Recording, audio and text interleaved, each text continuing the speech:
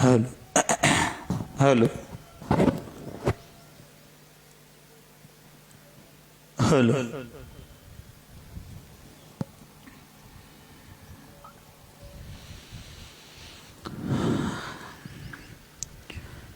वर्णिभेशरमणीयदर्शनं मन्दहश्चरुचिराननं भुजम् पूजितं सुरनरोत्तमेर्मृदा धर्मनन्दनमहं विचिन्तये।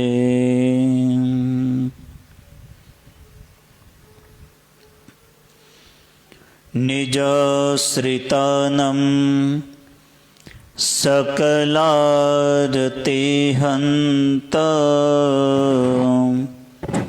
स्वधर्मभक्ति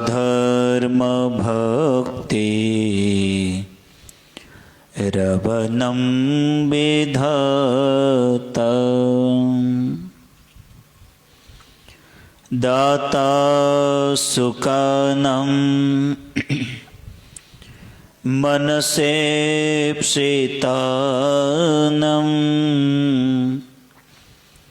तनोतु कृष्णो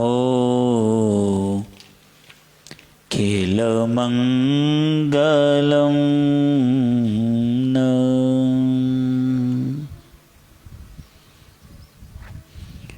ॐ श्री स्वामिनारायणाय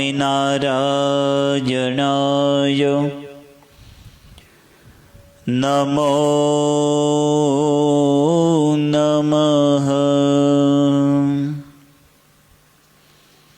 श्री पूर्णपुरुषोत्तमाय घनश्यामाय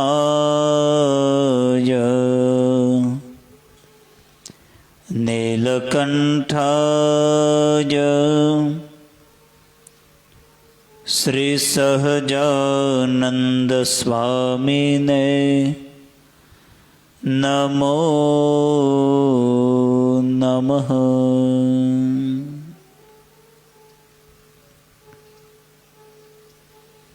वक्रतुंड महाकाय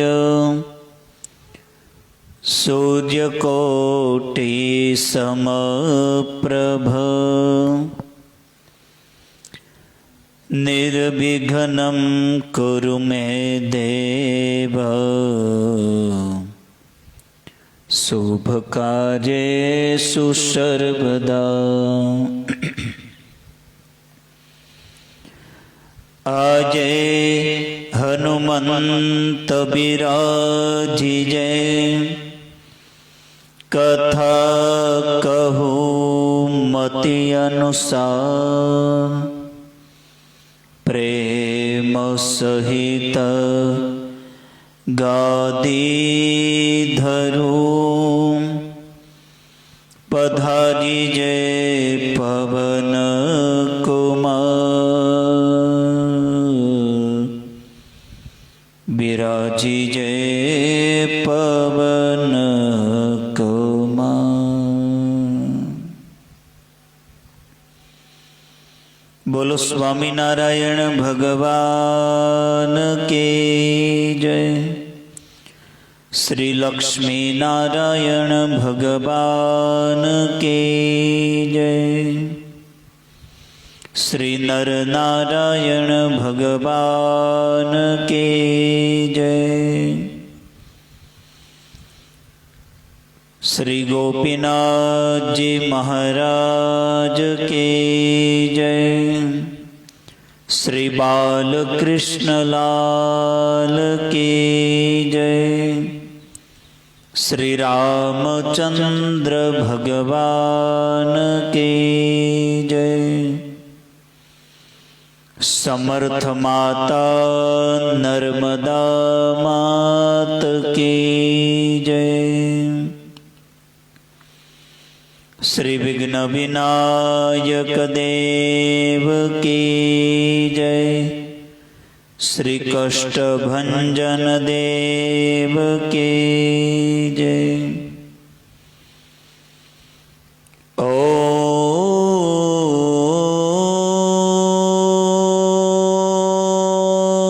नमः पार्वती पतये। हर हर महादेव।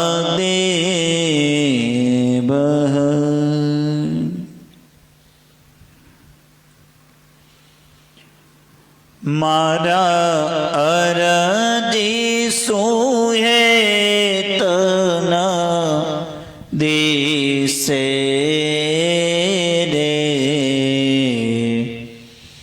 तेने घेर सीधा जय जय, तेने संग सीधने रही जय। हेत बिना हो कारो न देवो जेनो, हर के सुहैडून ही से रे। આગળ જઈને વાતા વિસ્તારે જેને, આંખોમાં પ્રેમન દિશે રે, તેને ઘેર સીધ જઈ જય, તેને સંગ સીધને રહી જય। ભક્તિ ભાવનો ભેદ ન જાણે ને, ભૂરાયું થઈને ભાળે રે। લલિત લીલાને રંગે નવરાચે પછી, ઉલચી અંધારું ટાળે રે, તેને ઘેર સીધ જઈ જય, તેને સંગ સીધને રહી જય। નામ તણો વિશ્વાસ ન જામે ને, ઊંડું તે ઊંડું શોધે રે। જાનવી રે તારંગતાજીને પછી, તટમાં જઈને કૂપ ખોદે રે, તેને ઘેર સીધ જઈ જય, તેને સંગ સીધને રહી જય। પોતાના સરખી કરીને જાણે, પુરુષોત્તમની કાયા રે। નરસૈયાના સ્વામીની લીલા બોલા, મતિયા કહે છે માયા રે, તેને ઘેર સીધ જઈ જય, તેને સંગ સીધને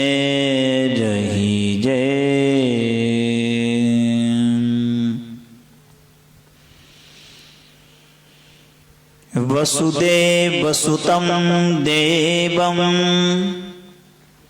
कंसचाणूरमर्दनं देवकी परमानन्दं कृष्णं वन्दे जगद्गुरुम्।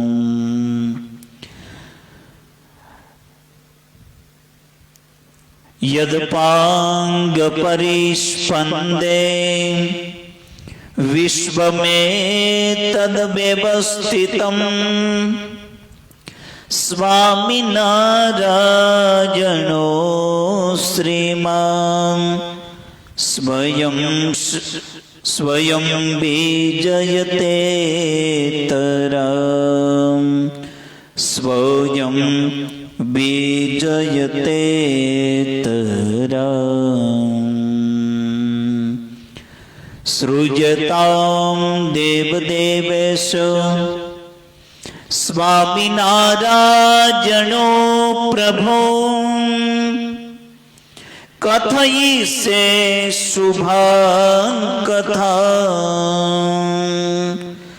कथयिष्ये शुभां कथां।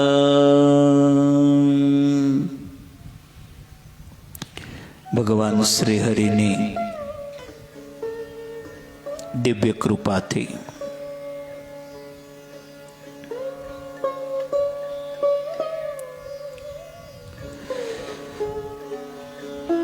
આજના પવિત્ર માસના દિવસે માગસર વદ અમાસ છે। સવારમાં 2-3 ભક્તોની દિવ્ય મહાપૂજા અહીંથી થઈ।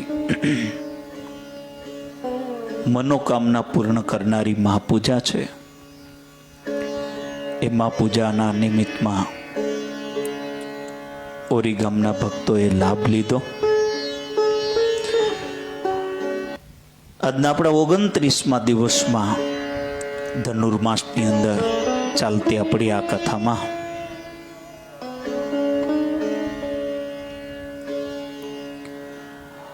કાલનો આપણો વિષય હતો કે ભગવાન ગર્ભગંજન છે સોપાન 27માં।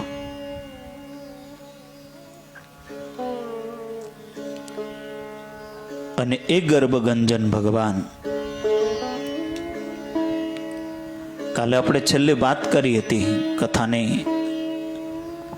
સમય પૂરો થયો હતો કથાનો, અને એ વખતે આપણે વાતો થઈ હતી કે કોઈ વસ્તુ અતિ સારી નથી।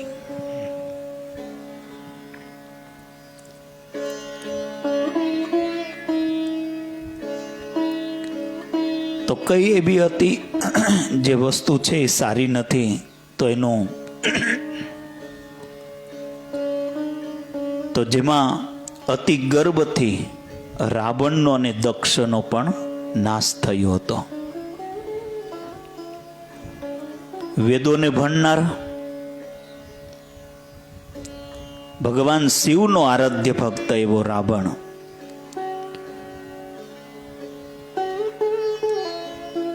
રામાનંદ સાગરની જે સિરિયલ છે જે રામાયણ ઉપર, એનો એક કટકો આજે હું સાંભળતો હતો બપોરે।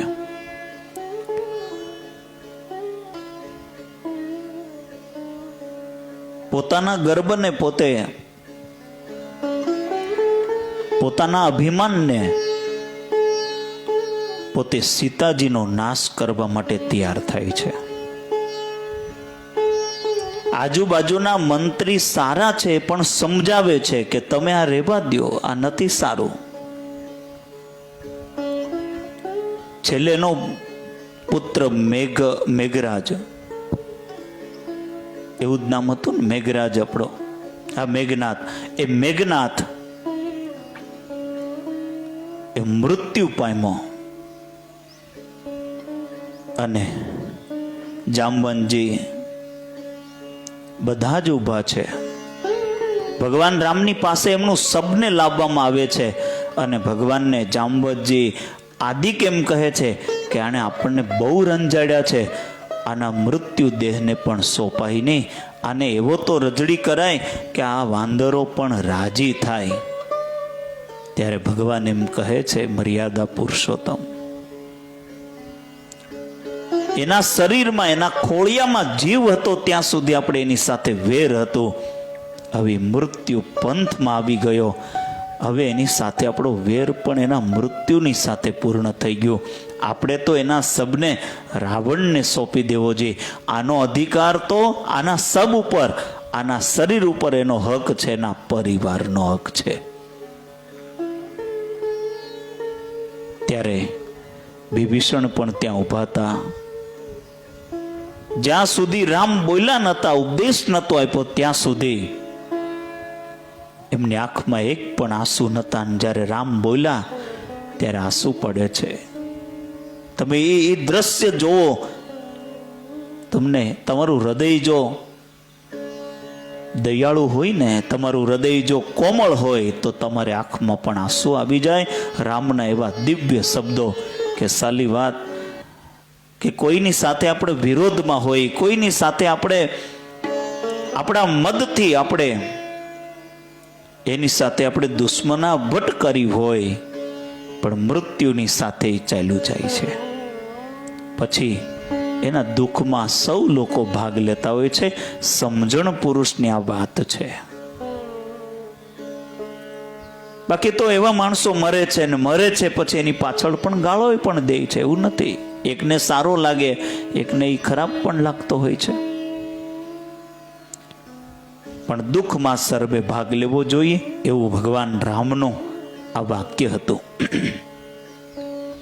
તો મારી વાત એવી હતી કે ગર્વથી માનનારો નહીં, એ રાવણ અને દક્ષનો નાશ થયો. અતિ કામથી નહુસ રાજાને સર્પ થવું પડ્યું. અતિ સ્નેહથી ભરતને મૃગલાનો જન્મ લેવો પડ્યો. સારાઈ ભારતનો રાજા, જેનું નામ ભરતખંડ પડે છે, અને એ ભરતખંડ અજનાભ, એવું નામ આપણું આ ભારતનું નામ હતું, અજનાભ. એની જગ્યાએ ભરત, ભરતની જગ્યાએ પછી ભારત. આમ તો 4 ભરત છે, પણ આ રામાયણના ભરતની વાત, ભાગવતજીના ભરતની આ વાત છે. પંચમા સ્કંદની કથા છે ભરતજીની, જડ ભરતના આખ્યાનની, કે જેને પોતાના પરિવાર, રાજ્ય, સમાજ બધું છોડી અને ગંદકી નદીના કિનારે આવ્યા અને અતિ સ્નેહ થયો કે મૃગની એક નાના એવા બચ્ચાની સાથે. દયા તો એવી ન કરવી કે જે દયા આપણા પોતાના જીવના રૂડાને પણ બગાડી નાખે, આપણા મોક્ષને પણ બગાડી નાખે. તે ભરતજી એવું થયું કે એની માં પણ હું છું, એની જન્મ સાધનાની સાથે જ એની માનું મૃત્યુ થયું છે. તો ભરતે એ મૃગનો જન્મ લેવો પડ્યો. અંતે મૃગલાની સાથે સ્નેહ થયો. મૃગલું થયા, માણસ થયા, 3 અવતારે કાર્ય સિદ્ધ થયું. પેલા રાજાના ઘેરે, પછી મૃગમાંથી પોતે બ્રાહ્મણના ઘેરે જન્મ લીધો. અને ત્યારે જ્ઞાન થયું કે હવે મારે કોઈની સાથે જો હું વધારે બોલીશ ને તો મને પ્રેમ થશે, હેત થશે, ફરી પાછું મારે આ મનુષ્ય જન્મમાં આવવું પડે. એટલે મૃગનો જન્મ લેવો પડ્યો. અતિ લોભથી વશિષ્ઠનું મૃત્યુ થયું. અતિ રસાસ્વાદે એકલ શૃંગીનું પતન થયું. અતિ રૂપથી સીતાને બંધન થયું અને અતિ દાનથી બલિને બંધન થયું. અતિ પ્રતિગ્રહ કરવાથી વામન ભગવાનને પણ બલિના બંધનમાં આવવું પડ્યું. કોઈ વસ્તુ ઈશ્વરને માટે પણ અતિ સારી નથી, તો માણસ માટે તો શું કહેવું? ભગવાનને લાગુ પડી. એક શેઠને ત્યાં લગ્ન હતા. હવે તે વખતે આવેલા જાનૈયાને શેઠે આગ્રહ કરી અને પકવાનો પીરસતા હતા. અને પછી બહુ આગ્રહ કરવા મળ્યા. ત્યારે તે પંક્તિમાં એક વેદ બેઠા હતા. અને તેણે કહ્યું, ભાઈઓ, આ શેઠના હાથમાં લાડુ છે ને તેમાં ઝેર છે, મને જોવા માત્રથી જણાય છે, માટે લાડુ કોઈ લેશો નહીં. આ સાંભળીને શેઠ ગુસ્સે થઈને બોલ્યા, વેદરાજ, તમે આવો ખોટો આક્ષેપ મારા માથે કેમ નાખો છો? તમે ભાળો છો એમાં લાડુ હું ખાઈ જાઉં છું, જો ઝેર હશે તો હું મરી જઈશ. એમ કહીને શેઠ તો લાડુ ખાઈ ગયા. અને પછી શેઠ બોલ્યા, વેદરાજ, આ લાડુમાં ઝેર હોય તો મારું મૃત્યુ થવું જોઈએ ને. આ લાડુથી મને કંઈ થયું નથી, છતાં લાડુમાં ઝેર છે એમ કહીને શા માટે મારા માથે આ મિથ્યા અપવાદ મૂકો છો? વેદ કહે છે કે આ પંક્તિમાં જમવા બેઠા છે ને તે કંઠ સુધી જેમાં છે. હવે જો એક લાડુ જમે તો તેને ઝેરના જેવી જ આ શરીરમાં વિક્રિયા કરે તેમ છે. માટે હું કહું છું તે ગળા સુધી જમેલને માટે આ લાડુ ઝેર છે. તમે ભૂખ્યા છો તેથી તમારા માટે તો આ લાડુ અમૃત છે. માટે એ થોડું એ જ મીઠું, થોડું એ જ મીઠું. વિદ્વાનોની પંક્તિ થઈ હતી ને તે સમયે દલપતરામ કવિએ મીઠાની ચપટી લઈને વિદ્વાનોને પૂછ્યું કે આ શું છે? ત્યારે કોઈએ કહ્યું કે મીઠું છે. ત્યારે કવિએ કહ્યું કે ચાખી જુઓ તો મીઠું છે કે ખારું છે? તો એક વિદ્વાને ચાખ્યું તો ખારું લાગ્યું. તેથી દલપતરામે કહ્યું, ખારું હોય તો તેને મીઠું કેમ કહેવાય?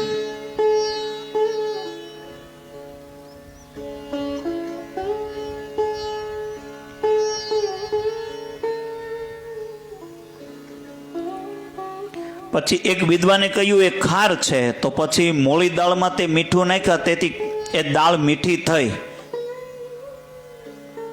તેથી કવિએ કહ્યું, જો ખાર હોય તો દાળ મીઠી કેમ લાગી?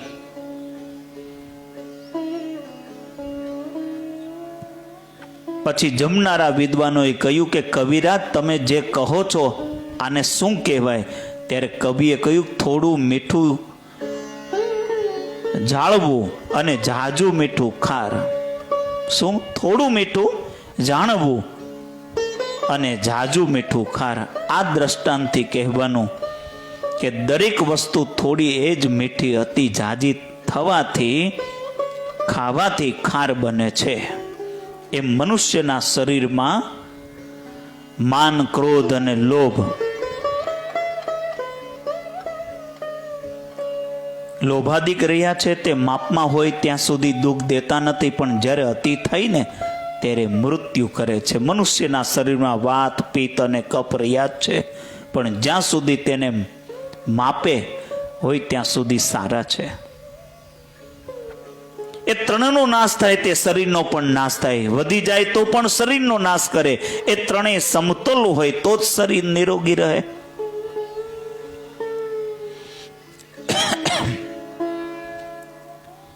એટલે કોઈ કવિએ ગાયું છે ને,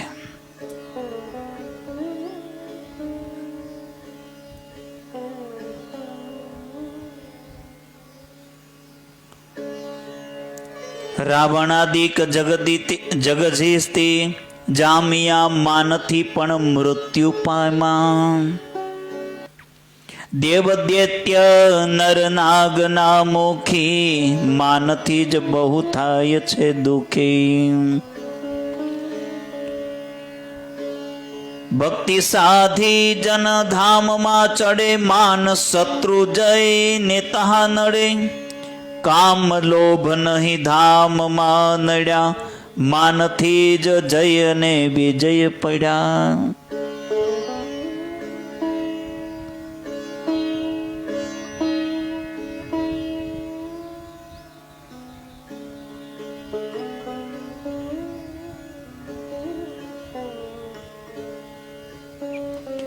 જય વિજય તો પાર્ષદો હતા, એને તો કદાચ માન નડે, પણ માન તો ભગવાનને પણ નડ્યું છે.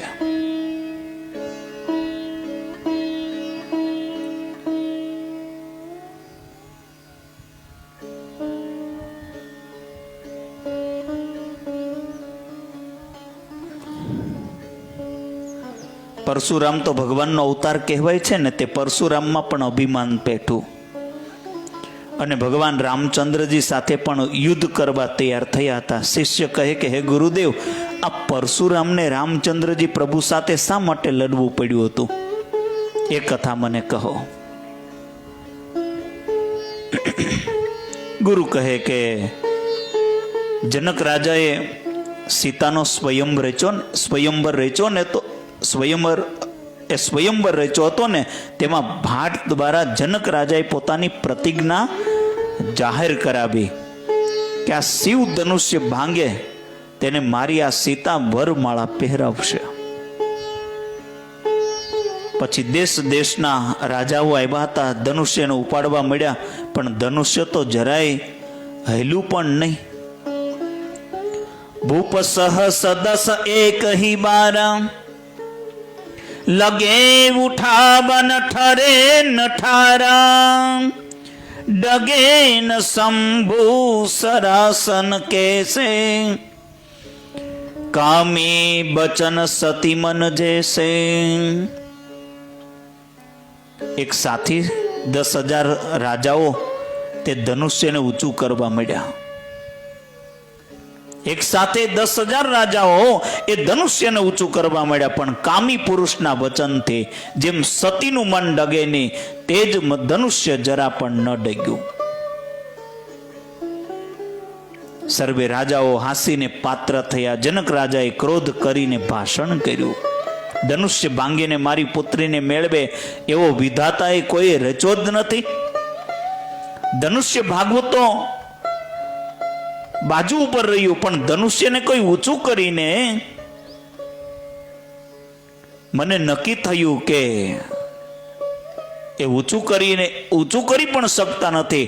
આવું જાણ્યું હોત તો આવી પ્રતિજ્ઞા ન કરત. મને નક્કી થયું કે પૃથ્વીમાં કોઈ વીર પુરુષ રહ્યો જ નથી. આ સાંભળીને ત્યાં લક્ષ્મણજી બેઠા હતા અને તેમને ક્રોધ થયો.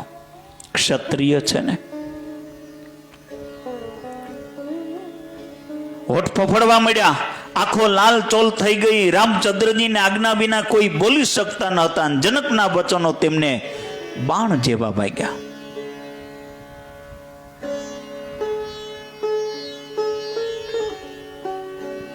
તેથી રામચંદ્રજીના ચરણમાં માથું નમાવીને બોલ્યા કે જ્યાં રઘુવંશ બેઠા હોય ત્યાં આવું કોઈ બોલી ન શકે.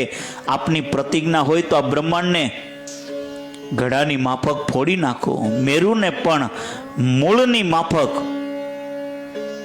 ઉમેળી નાખો, તો પછી સડેલું આ ધનુષ્ય શા હિસાબમાં? પ્રભુ આપની જો આજ્ઞા હોય તો આ મીંદડીને બળીની માફક આ ધનુષ્યના મીંદલીની બળીની માફક આ ધનુષ્યના ચૂરે ચૂરા કરી નાખો. આ સાંભળીને રામચંદ્રજીએ શાંત કરીને લક્ષ્મણજીને શાંત કરી પોતાની પાસે બેસાડ્યા છે.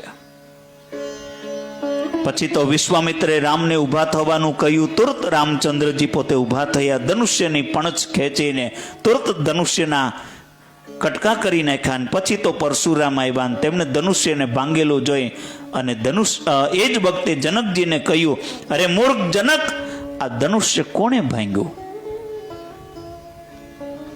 જનક ન બોલ્યા, પણ રામચંદ્રજી બોલ્યા કે હે નાથ, આ ધનુષ્યને તો આપનો દાસ જ હોય એ જ ભાંગી શકે ને. આ સાંભળીને વિશેષ ક્રોધ કરીને પરશુરામે કહ્યું કે શત્રુનું કામ કરે તેને દાસ કેમ કહેવાય? આ ધનુષ્ય તોડનારને સહસ્ત્ર અર્જુન રાજા જેવો મારો સત્ર સમજુ છું.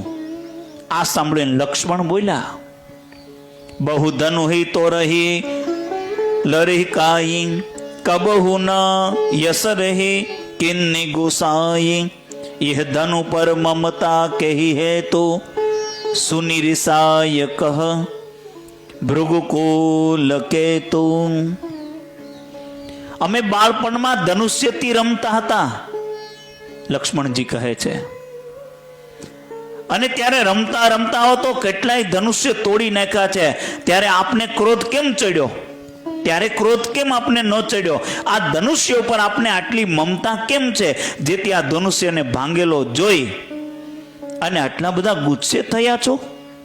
મારા મોટા ભાઈ તો આ ધનુષ્યને નવું જાણીને અને ચકાસી જોતા હતા, ત્યાં તો હાથ અડતા જ ભાંગી ગયું. એમાં મારા મોટા ભાઈનો શો દોષ? હે મુનિ, તમે નકામો ક્રોધ શા માટે કરો છો? પરશુરામ બોલ્યા, અરે સઠ, તું મને મુનિ જાણે છે? હું ક્ષત્રિયોની વેરી છું. હું નિક્ષત્રિય પૃથ્વી કરનાર પરશુરામ છું. જો લે આ મારો કોહાડો, આનાથી મેં સહસ્તા અર્જુન રાજાના 1000 હાથ કાપી નાખ્યા છે. લક્ષ્મણ કહે છે, આપનો કોહાડો અને ધનુષ્ય જોઈને મારાથી અભિમાનના 2 શબ્દ બોલાઈ ગયા છે. તો હે ભૂદેવ, મને આપ ક્ષમા કરજો. તમારી જનોઈ જોઈને તમારા વચન સહન કરું છું. બ્રાહ્મણની ઉપર અમારું કુળ ક્યારેય સુરતા વાપરતો નથી. આપ કુહાડો અને ધનુષ્ય વ્યર્થ રાખો છો. આપનું આ શાપ વચન જ કરોડો વજ્ર જેવું છે. પછી રામચંદ્રજીએ પોતે બોલ્યા છે, હે મુનિ, તમે લક્ષ્મણ ઉપર ક્રોધ ન કરો. લક્ષ્મણ તો બાળક કહેવાય. તે આપણા જેવા બ્રાહ્મણોને પ્રભાવ ન જાણી શકે.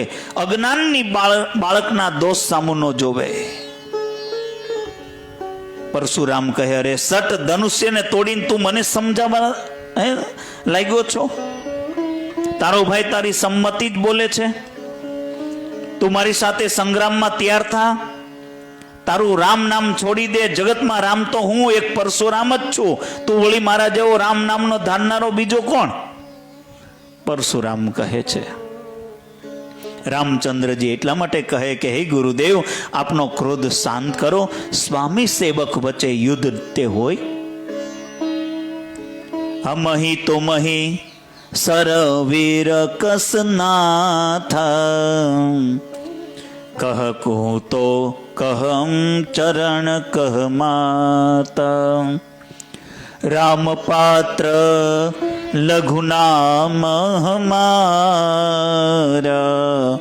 પરસુ સહિત બડનામ તુમારા. देव एक गुण धनुष्य हमारे, नव गुण परम पुनीत तुम्हारे.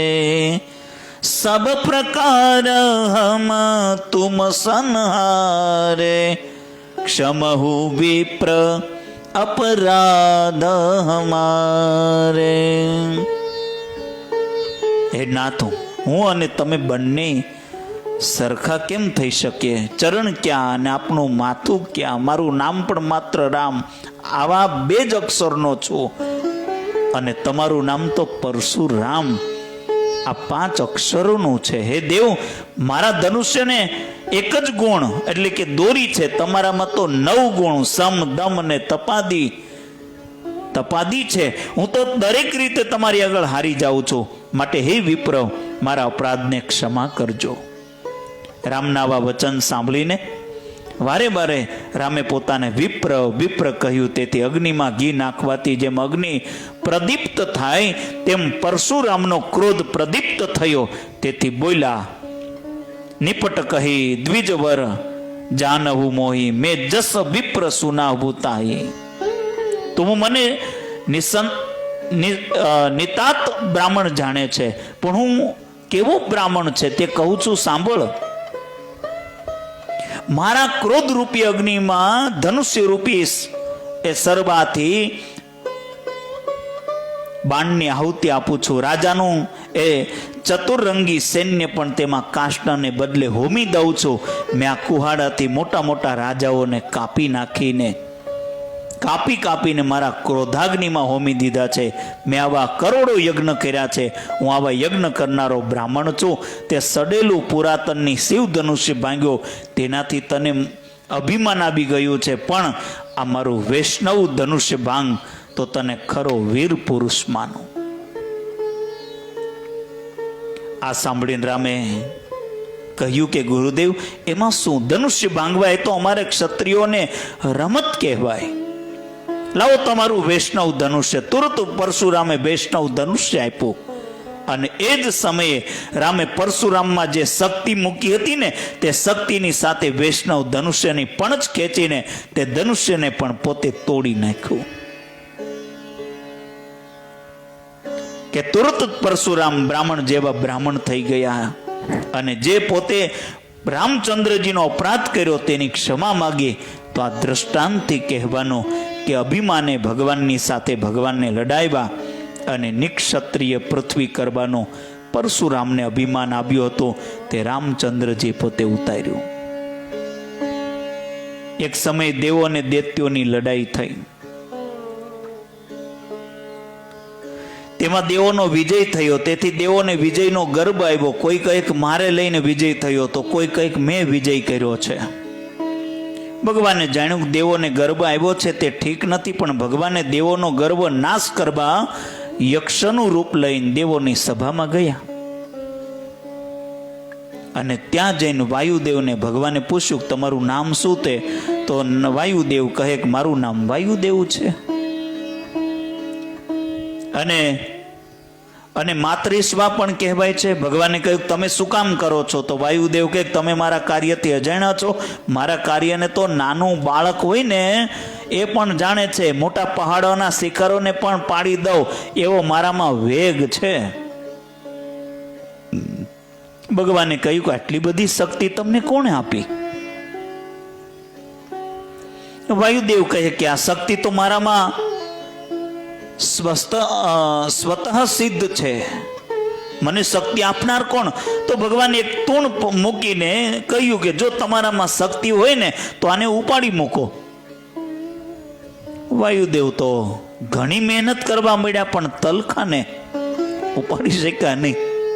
તેથી સરબાઈને વાયુદેવ તો પોતે બેસી ગયા.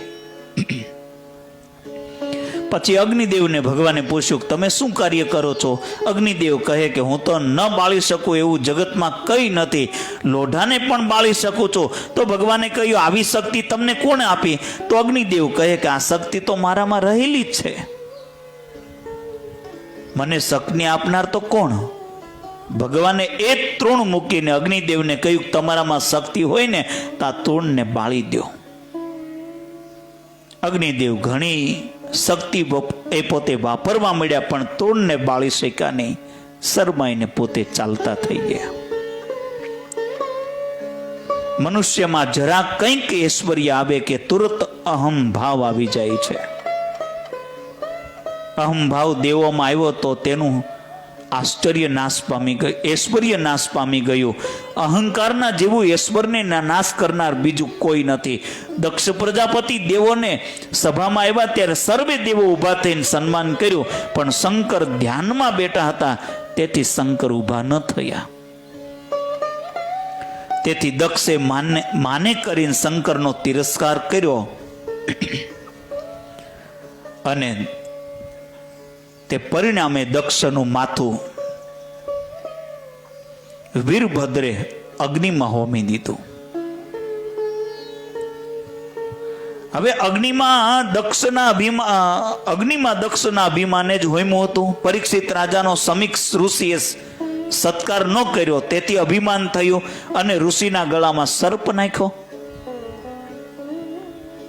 ઋષિનો સાપ થવાથી તક્ષક નાગ પરીક્ષિતને કરશે એમ કહેવાય છે, પણ ખરેખર તો પરીક્ષિતને પોતાના અભિમાન રૂપ સર્પ જ કર્યો હતો ને.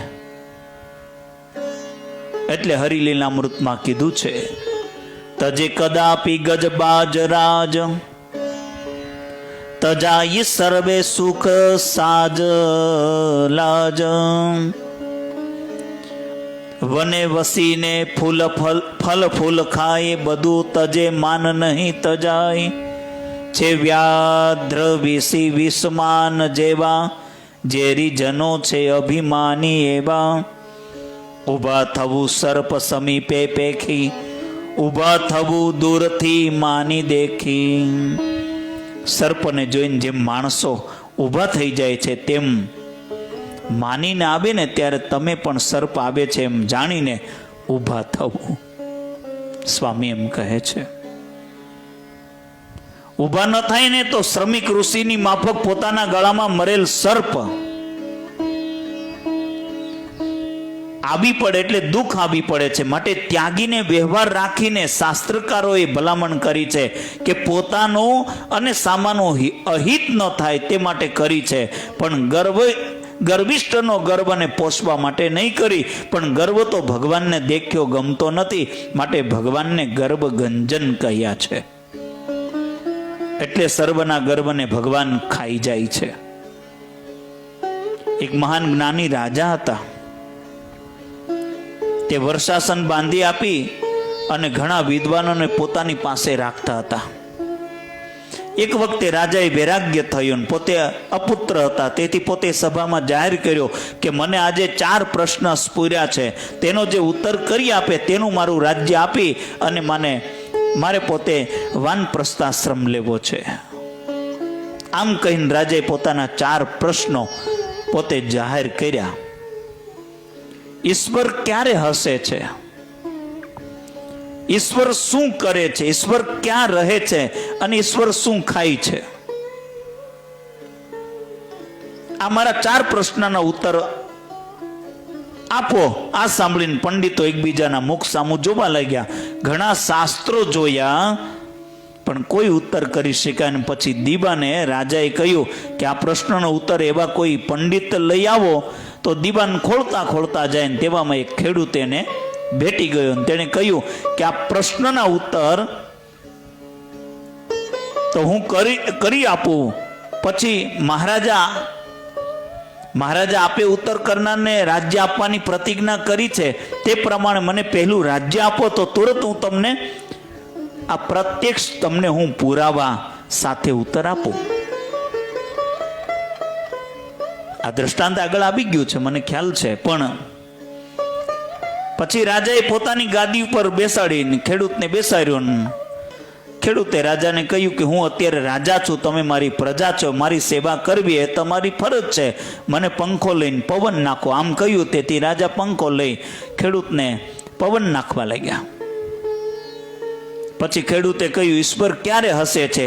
તો આ પહેલા પ્રશ્નનો તમને ઉત્તર આપું છું કે આ જીવ જ્યારે માતાના ઉદરમાં હોય છે ને ત્યારે એને 100 જન્મનું જ્ઞાન હોય છે. તે વખતે ગર્ભમાં હું દુઃખ થાય છે, બહુ દુઃખ થાય છે.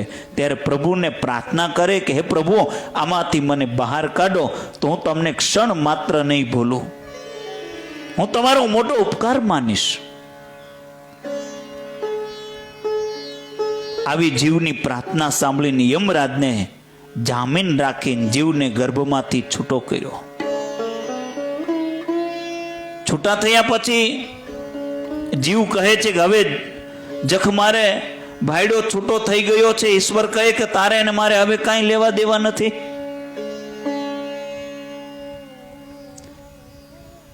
બાળપણું રમત ગમતમાં ખોઈ નાખ્યું, યુવાન અવસ્થા યુવતીને સંગે ખોઈ, પછી વૃદ્ધપણામાં પરાધીન બન્યો, પછી અંતકાળનો સમય આવ્યો ને તે વખતે યમદૂતો લઈને જાય છે ને તે જોઈને ભગવાન પોતે હસે છે.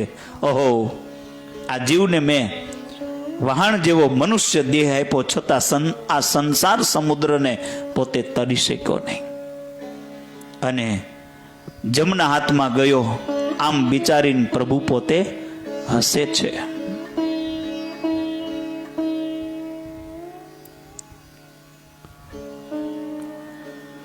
બીજો પ્રશ્ન કે ઈશ્વર શું કરે છે? ખેડૂત કહે કે મહારાજ, આ પ્રશ્નનો તમને પ્રત્યક્ષ પુરાવા સાથે ઉત્તર આપું છું કે આપ રાજા હતા અને હું ખેડૂત હતો. ત્યારે આજે હું રાજા છું, આપ મને પવન ઢોળો છો. હું રંક હતો, તે રાજા બની ગયો. આપ રાજા હતા, રંગ બની ગયા. આ રીતે ભગવાન રંગને રાજા અને રાજાને રંગ બનાવે છે. ઈશ્વર આવું કાર્ય કરે છે. ત્રીજો પ્રશ્ન, ઈશ્વર ક્યાં રહે છે? ખેડૂતે કહ્યું, ઈશ્વર તો જળ સ્થળમાં એ રહેલા છે, પણ વિશેષ સત્તાએ કરીને સત્પુરુષના હૃદયમાં એ પ્રત્યક્ષ પોતે બિરાજેલા છે. રામચંદ્રજી વાલ્મીકી મુનિના આશ્રમમાં ગયા ત્યારે રામચંદ્રજીએ કહ્યું કે મારે રહેવા યોગ્ય સ્થાન બતાવો, ત્યારે ત્યાં જઈને હું રહું. ત્યારે વાલ્મીકી મુનિએ કહ્યું, કામ ક્રોધ મદ માન ન મોહ लोभ न क्षोभ न राग न द्रोहा, जिनके कपट न दंभ न माया, तिनके हृदय बसभु रघुराजा। सबके प्रिय सबके हितकारी, सुख दुख सरिस प्रसन्नताधारी। कहि सत्य प्रिय बचन विचारी, जागत सोबत शरण तुम्हारी। जिनके राम तुम प्राण प्यारे, तिनके हृदय शुभ सदन तुम्हारे। જેનામાં કામ ક્રોધાદિક ન હોય, જે સર્વને પ્રિય અને સર્વનું હિત કરનારા હોય, તેને સુખ દુઃખ સમાન છે. પ્રસન્નતા જેને ગાળ જેવી લાગે છે. સત્યને પ્રિય અને પ્રિય એવા વચન વિચારીને બોલે છે. જાગતા અને સૂતા જે તમારે શરણે છે, અને જેને હે રામ તમે પ્રાણની સમાન પ્રિય લાગો છો, એવા તમારા ભક્તનું હૃદય છે, એ તમારે રહેવાનું ઘર છે. હવે પ્રસ્તુત વાત તો એ હતી કે એ વાત હતી કે ખેડૂત રાજાને કહે કે ભક્તોના હૃદયમાં ઈશ્વર પ્રત્યક્ષ પોતે બિરાજે છે. ચોથો પ્રશ્ન, ઈશ્વર શું ખાય છે? હવે આનો આ પ્રત્યક્ષ પુરાવા સાથે ઉત્તર આપું છું. તમારા વિદ્વાનોને ગર્વ હતો કે અમારા જેવા કોઈ વિદ્વાન જ નથી, પણ આ તમારા પ્રશ્નનું સમાધાન કરી શક્યા નહીં. અને મેં ખેડૂતને આ તમારા 3 પ્રશ્નોનું સમાધાન કર્યું. વિદ્વાનોના મોઢા કાળા થઈ ગયા છે. તેનામાં જે ગર્ભ હતો ને તેને પ્રભુ ખાઈ ગયા છે. માટે પ્રભુને ગર્ભ ગંજન કહેવાય છે. ઈશ્વર સર્વના ગર્ભને જ ખાય છે. આ 4 પ્રશ્નનો ઉત્તર આપીને રાજા તે ખેડૂતો પર ખૂબ પ્રસન્ન થયા. પોતાની પ્રતિજ્ઞા પ્રમાણે પોતાનું રાજ્ય તેને સોંપી પોતે વાનપ્રસ્થ થયા. આ દ્રષ્ટાંતિ કહેવાનું કે ગર્વ કરનાર ગમે તેવો મોટો હોય, પણ તેના ગર્વને ભગવાન પોતે રહેવા દેતા નથી.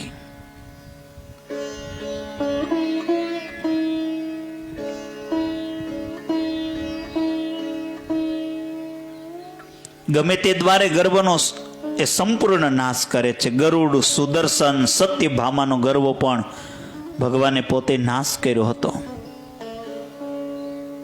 આ કથા પણ આપણે આગળ કરી હતી ગરુડજીની ગર્ભ બાબતની. હનુમાનજી પોતે જાય છે, રામજીને વાત કરે છે, પારિજાત લઈ આવે છે સત્યભામા માટે. આજનો આપણો આ પૂર્ણાહુતિનો દિવસ છે, એટલે માટે એ વાત આપણે કરી છે, એટલે નથી લેતા. મનુષ્ય પોતાનો ધર્મ સાચવવાનો તથા પોતાની પ્રતિજ્ઞા સાચવવાનો ગર્વ અવશ્ય રાખવો જ જોઈએ. પણ આવા ગર્વ વિનાનો માણસ તે માણસ નથી. પણ અસ્થાને ગર્વ ન રાખવો, પોતાના ગુણનો, ધનનો તથા ઊંચી જ્ઞાતિનો ગર્વ ન રાખવો. એટલે નિર્ગુણદાસજી સ્વામીની વાતોમાં કહ્યું કે લોયામાં સ્વામિનારાયણ ભગવાન સભામાં ધર્મોપદેશ કરતા હતા. નાગડકા લોયા સૌરાષ્ટ્રની વાત છે. વિછિયા, જસદણ આ જે ગામનો છે ને, ત્યાંનું આ ગામ છે લોયા, જ્યાં પ્રથમ શાકોત્સવ થયો. અત્યારે શાકોત્સવ ચાલુ થઈ રહ્યો છે ને, બધે શાકોત્સવનું આયોજન આજકાલમાં છે જ, બધે ઘણા મંદિરોમાં, વડતાલોમાં. એવા મેસેજ છે મારી પાસે. એટલે હવે ધર્મોપદેશ કરતા હતા. ચૂડાની ગંગા નામે એક શુદ્રબાઈ એ સભામાં એક ખૂણે બેસાડી, પછી સર્વે સ્ત્રીઓ માહોમાઈ વાત કરવા લાગી કે આને અહીં કેમ બેસાડી. શુદ્રબાઈ જે હલકું સાફ કરનારા લોકો. ત્યારે સ્વામિનારાયણ ભગવાને કહ્યું કે તમારા ઘરમાં ઢોર મરી જાય તેને કોણ ઉપાડી જાય છે? તમારા ઘરમાં આવે એનો વાંધો નહીં, અને આને એક ખૂણે બેસાડી છે, છતાં તમે અભડાઈ જાઓ છો. આ ગંગા પૂર્વે જન્મે બ્રાહ્મણી હતી, તેને બ્રાહ્મણપણાનું અભિમાન હતું, તેથી તેનો તિરસ્કાર કરતી હતી. તે પાપે આજે આને નીચ જ્ઞાતિનો જન્મ આવ્યો છે. બોલો, એનું ભવિષ્ય એની નજર સામે, એની સામે કીધું. આ બ્રાહ્મણી સ્ત્રી બીજાનો તિરસ્કાર કરતી હતી. આજે એના આ પાપે આજે એને નીચી જ્ઞાતિનો જન્મ આવ્યો છે. આ રીતે અભિમાન જ મનુષ્યને નીચ બનાવે છે, નીચી જ્ઞાતિમાં બનાવે છે. કંગાલ બનાવનાર પણ અભિમાન જ છે.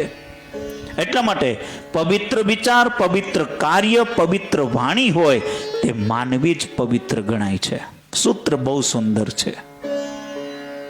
કેવળ ઊંચા કુળનું કે ઊંચા જ્ઞાતિનું અભિમાન લઈને બેઠેલા મનુષ્યો પોતાને પવિત્ર અને જ્ઞાની માનીને બેઠા હોય છે, પણ પ્રભુને ત્યાં જોતા કોઈ કંઈક બીજું જ નીકળે છે. એક બ્રાહ્મણને પોતાના જ્ઞાનનો અને ઊંચા વર્ણનું બહુ અભિમાન હતું. તેથી તે જેનો તેનો તિરસ્કાર કર્યા. તેના અભિમાનને દૂર કરવા માટે તેને ભગવાનના પાર્ષદ દર્શન દીધું. હવે પાર્ષદના હાથમાં મોટો ચોપડો હતો. તે જોઈને બ્રાહ્મણે પાર્ષદને પૂછ્યું, તમે કોણ છો? અને આવડો મોટો ચોપડો શાનો છે? તો પાર્ષદે કહ્યું, હું ભગવાનનો પાર્ષદ છું. આ ચોપડો છે ને તે ભારતની પ્રજાનો વસ્તી પત્રક છે. વિપ્રે કહ્યું, તમારું પત્રક મને વાંચવા આપશો? તુરત વિષ્ણુ પાર્ષદે તો પત્રક બ્રાહ્મણને આપ્યું. પ્રથમ તો તે બ્રાહ્મણે પોતાના ગામના મનુષ્યના નામ વાંચ્યા. તેમાં પોતાનું નામ સૌથી છેલ્લું ભાળ્યું. કેટલાક અજામિલ જેવા બ્રાહ્મણ હતા, તેના નામ ચમારની પંક્તિમાં હતા. રોહિદાસ જેવા ચમારો હતા ને તેના નામ બ્રાહ્મણો ભેળા હતા. રાવણ જેવા બ્રાહ્મણ હતો, તેના નામ રાક્ષસો ભેળા હતા. પ્રહલાદ અને વિભીષણ જેવા રાક્ષસો હતા, તેના નામ બ્રાહ્મણોની પંક્તિમાં વાંચ્યા. તેથી બ્રાહ્મણને કહ્યું કે હે પાર્ષદ વર્ય, આ વસ્તી પત્રકમાં તો બ્રાહ્મણને ચમાર ભેળા અને ચમારને બ્રાહ્મણ ભેળા ગણ્યા છે, તો રાક્ષસોને બ્રાહ્મણની પંક્તિમાં અને બ્રાહ્મણોને રાક્ષસોની પંક્તિમાં ગણ્યા છે. પ્રભુની ગણતરીમાં તો કોઈ પ્રકારની વ્યવસ્થા ક્યાં છે? આ કે છે ધરતીનો માનવી કહે છે. આમાં તો બધો ખીચડો થઈ ગયો છે. પ્રભુના ચોપડામાં કઈ આવી અવ્યવસ્થા? અભિમાની માણસને પ્રભુનો ચોપડો પણ અવ્યવસ્થા લાગે છે. પોતાની ભૂલ પોતાને ઓળખાતી નથી. પાર્ષદે કહ્યું કે વિપ્રભર્ય, તમારી દ્રષ્ટિએ અવ્યવસ્થા જણાય છે, પણ પ્રભુને ત્યાં તો બરાબર એ વ્યવસ્થિત પત્ર ગણાય છે, એ પત્રક લખાય છે. તમારા જેવા જ્ઞાનીને ઊંચા કુળના અભિમાનથી મનુષ્યને તિરસ્કાર કરનારા નામો પ્રભુના ચોપડામાં પાછળ છે. પાછળ જ હોય ને. મન વાણીની ક્રિયા જેની પવિત્ર હોય છતાં નિર્ભયમાની હોય, તેના જ નામ પ્રભુના પત્રકમાં આગળ હોય છે. અને તેને જ પ્રભુએ બ્રાહ્મણ માન્યો છે. જેના મન, કર્મ અને વાણી અપવિત્ર હોય તેને ચમારની પંક્તિમાં મૂક્યા છે. બીજાને દુઃખ આપીને બીજાને દુઃખ આપી અને પોતાનું જીવન ચલાવનારને એ રાક્ષસની પંક્તિમાં મૂક્યા છે. આ સાંભળીને વિપ્રને જ્ઞાન અને ઊંચા કુળનું અભિમાન હતું ને તે ઉતરી ગયું. મને સમજાયું કે હું મારી દ્રષ્ટિથી બ્રાહ્મણ દેખું છું તે બ્રાહ્મણ નથી. હું જેને ચમાર દેખું છું તે પ્રભુને ત્યાં ચમાર નથી. પ્રભુની ખાતા બહીમાં તો કંઈક જુદું જ છે. માટે વિદ્યા, કુળ, ધન અને ઐશ્વર્યનો ગર્વ ન કરવો. ગર્વ એ જ મનુષ્યની અધોગતિ કરનારો છે. વડોદરામાં ગોપાળાનંદ સ્વામી પાસે મંગળજી નામે એક વિદ્યાર્થી હતો. બહુ સરસ આ દ્રષ્ટાંત છે. સંપ્રદાયનો પ્રખ્યાત આ દ્રષ્ટાંત છે. હવે તેની ગરીબ સ્થિતિ હતી. તેથી સ્વામીએ તેને પોતાની પાસે રાખીને ભણાવ્યો. સ્વામીએ ગોપાળાનંદ સ્વામીએ પછી સ્વામીએ સયાજીવરાવ ગાયકવાડ મહારાજાને ભલામણ કરી કે આ મંગલજીને સારો હોદ્દો અપાવ્યો. અને પછી મંગલજી તો ઉચ્ચ કક્ષાનો મોટો અમલદાર થયો. અને એક દિવસે મંગલજી દર્શન આવ્યો અને સ્વામી પાસે ગયો. ત્યારે સ્વામી તેને આવો મંગલજી એમ કહ્યું. તેથી મંગલજી ભાઈને તો સારું લાગ્યું ને.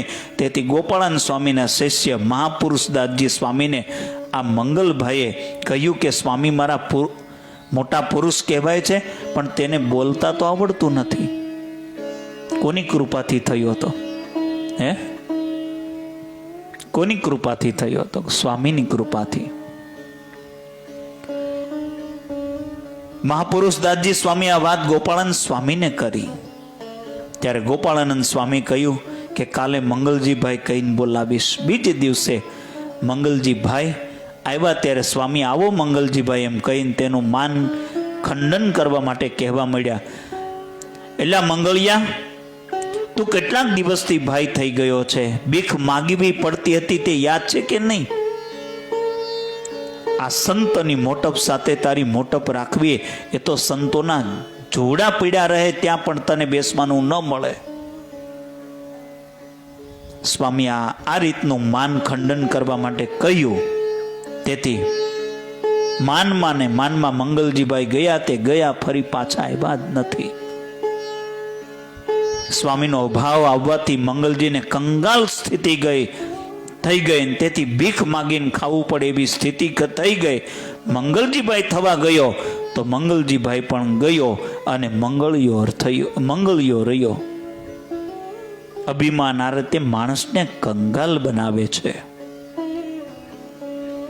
ગરીબ માણસ પાસે પણ અભિમાન કરવું તે રાજાને માટે પણ સારું નથી. અભિમાન તો રાજાનું પણ પતન કર્યું છે. એટલે જ મેં મારી કથાના વ્યાસપીઠથી એક વ્યવસ્થા રાખી કે અહીંથી નીચા પછી હું જે છું એ જ છું. રસોડાનો તો રસોડાનો, બહાર પાછળ મોરીનો તો મોરીનો માણસ છું એ છું, પણ અહીંયા છું એ પછી હું સુખદેવ સ્વરૂપ જે મનાતું હોય શાસ્ત્રના નિયમ પ્રમાણે છું. અહીંથી ઉઠ્યા પછી આનું જે ગૌરવ હોય એ હોવું જ જોઈએ, પણ અહીંથી ગયા પછી આનું મગજમાં લઈને નહીં ફરવાનું કે હું તો વ્યાસપીઠનો માણસ છું, મારી ઘડી વિખાવવી ન જોઈ કપડાની. ઘણા આવા તૈયાર થઈ ગયા છે. તમે બાજુમાં નીકળ્યા હોય તો તમને દેખે નહીં, દૂધ તમારું જ પીતો હોય 7 દિવસ કથા કરવા હોય ત્યારે. હે, હું એક જગ્યાએ કથા અમદાવાદ હતી ને ત્યાં કરવા ગયેલો. તે કથામાં ભક્તો કહેતા હતા, સ્વામી રાત્રે બધા કથા પૂરી થઈને બેઠા હતા મારી સાથે કે અમે ક્યારેય સ્વામિનારાયણના સાધુ સાથે બેઠા નથી સ્વામી. આ પહેલી અમે પહેલ કરી, તમને અમે મળો છો, અમને બેસો છો મારી. ત્યારે આપણને એમ થાય કે બસ આ જીવન આપણું ગમે ટોચ ઉપર આપણે જઈએ ત્યારે એવા ને એવા હોવા જોઈએ. ગયા કોના કારણે? આ પીઠના કારણે, આ પોથીના કારણે. અને પછી એ મગજમાં લઈને શું ફરવાનું કે હું ભાગવતનો કથાકાર છું. પણ ભાગવતનો કથાકાર છો, તું તો ભાગવત નથી ને કે તને માથે લઈને ફરાય, ભાગવતજીને લઈને ફરાય. લોકો આવું બેઠા છે, પોથી કરતાંય અમે આગળ પડતા માણસો છે. બધી કૃપા પોથીની છે સાહેબ, આ પીઠની કૃપા છે. આ એક શબ્દ જો આવડતો ન હોય, હવે 7મા ધોરણનો વિદ્યાર્થી શું અહીં બેસી શકે? આ ઈ બેઠો છે અહીંયા. બાકી એટલું બોલવું એ અઘરું છે. ઘણા અમારા ત્યાં ઘણા લોકોને નથી બેસાતું, બોલાતું નથી. ભલે પછી ચોપડો સામે હોય તોય હું, ગ્રંથ સામે હોય તોય શું, તો એવી પીચ ન હોય, એવી ભાષા ન હોય. હું તો એટલે જ માટે આનું કોઈ અભિમાન, એટલું ખબર કે હું એક સાધુ છું, મારે ગર્વ હોવું જોઈએ. મારી જે મારા ભગવાન, મારા જે વાત મારી, પણ આમાં જે બધી વાતો બતાવે એનાથી આપણે આઘા છીએ. આ બધું નહીં, આઘા જ રહેવાનું. એમાં નિર્માની થઈને રહેવામાં મજા છે. અને સાધુ જેટલું ફેલાયેલો રહે એટલો જ ફાયદો છે લોકોને માટે. પછી હું અહીં મળું જ નહીં, અહીં બેઠો બેઠો અહીં જ બેઠો હોય ને બહાર 2 જણા મારી રાહ જોતા, એવું નહીં. આપણે ધોતું પહેરતા ત્યાંથી કહી બોલો બોલો, શું એમાં આપણું વહી જવાનું? અમુક ઈ રાજી થશે કે મળે તો છે તરત. તો વાલા ભક્તો, કે ગરીબ માણસ પણ પાસે પણ અભિમાન કરવું તે રાજાને માટે પણ સારું નથી. અભિમાન તો રાજાનું પણ પતન કરે છે. બાલાવસ્થામાં દ્રોણ અને પંચાલ દેશનો રાજકુંવર દ્રુપદ આ બંને અગ્નિવેશ મુનિને ત્યાં અસ્ત્ર વિદ્યા ભણતા હતા. અને આ બંનેને એટલો બધો ગાઢ પ્રેમ હતો. તે પ્રેમના આવેશમાં દ્રુપદે દ્રોણને કહ્યું, મિત્ર, હું જ્યારે રાજા થઈશ ને ત્યારે મારું અડધું રાજ્ય તને આપીશ. પ્રાણથી વાલો મિત્ર દુઃખ ભોગવે અને હું રાજ્ય કરું એ તો ઠીક નથી ને. પછી તો બંને અભ્યાસ કરીને ઘેર્યા ગયા અને દ્રુપદ તો પોતે રાજા થયા. એ પાંચાલનો રાજા બન્યો અને દ્રોણે કૃપાચાર્યની બેન કૃપી સાથે લગ્ન કર્યું અને સમય જતા તેને અશ્વસ્થા નામે પુત્ર થયો. દ્રોણની પાસે પુત્રને દૂધ આપવા જેટલા પૈસા નહોતા, એક દિવસે પોતાની સાથે રમતા બધા બાળકોને દૂધ પીતા જોઈને અશ્વસ્થામાં માતા પિતા સાથે જઈ દૂધ પીવાની હટ કરી. ત્યારે દ્રોણાચાર્ય આડોશી પાડોશી પાસે દૂધ માંગવા ગયા, પણ દૂધ પણ મળ્યું નહીં.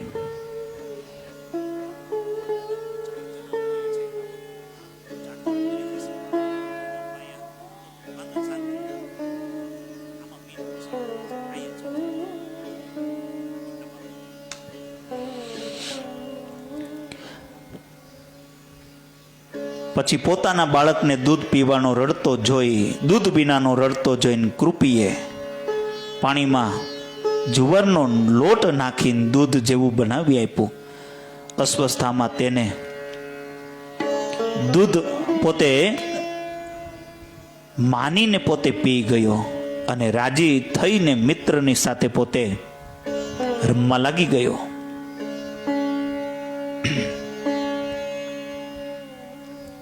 હવે પોતાના પુત્રને દૂધ ન અપાણું, તેથી દ્રોણને બહુ દુઃખ લાગ્યું. તે વખતે દ્રોણે વિચાર આવ્યો કે મારો બાળપણનો મિત્ર દ્રુપદ હતો તે અત્યારે રાજા છે.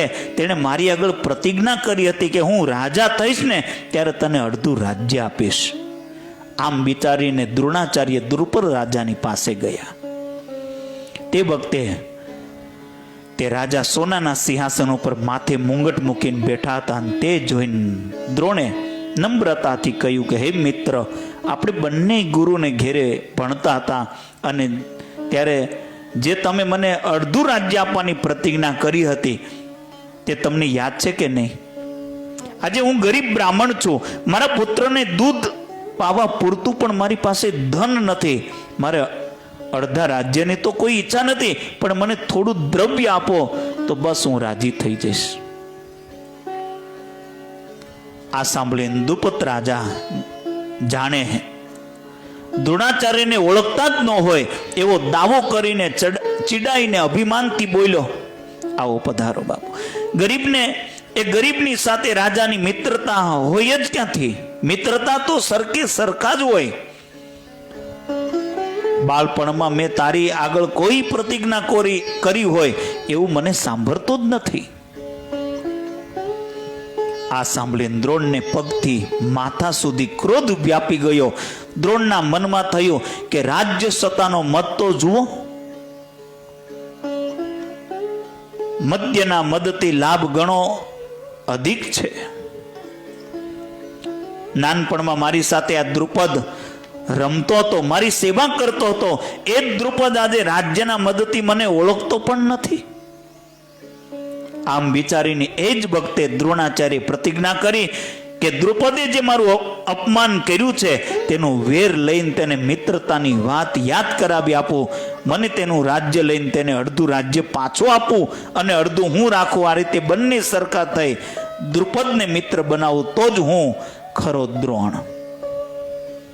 પછી એક દિવસે રાજકુમારો